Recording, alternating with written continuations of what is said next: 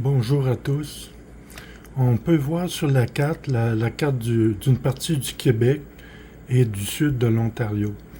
Le trait jaune que j'ai fait ici, là, bon, ça peut représenter une orbite spatiale. Vous savez, les Soviétiques, quand ils lancent des fusées ou des satellites, leurs orbites sont généralement très inclinées, comme à la station spatiale d'ailleurs. C'est que on peut se représenter cette trajectoire-là de fixe, admettons, cette orbite-là, puis la Terre tourne. C'est qu'à un moment donné, toutes les villes qui sont dans le long de cette orbite-là, comme ici, vous voyez dans le sud, le lac Erie, OK? Là, on se déplace, on passe à côté du lac Saint-Jean, à côté du barrage de Chute des Passes, on s'en va à Manic-Saint.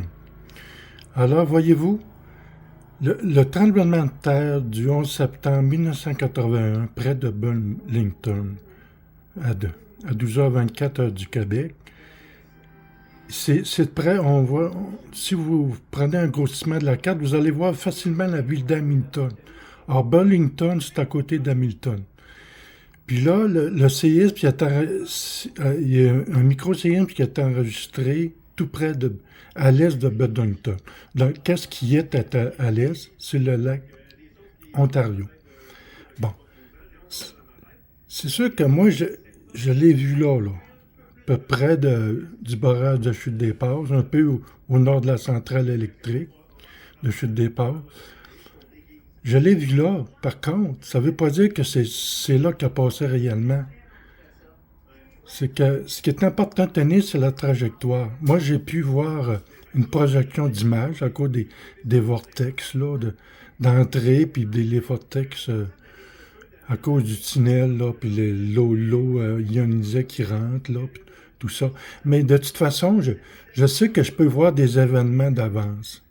OK? J'ai ce don-là. Je peux voir des événements d'avance, je soupçonne en tout cas, plusieurs jours d'avance. Ici, il s'agit peut-être moins d'une heure d'avance, là, puis peut-être à un endroit différent. Donc ça, c'est une possibilité aussi.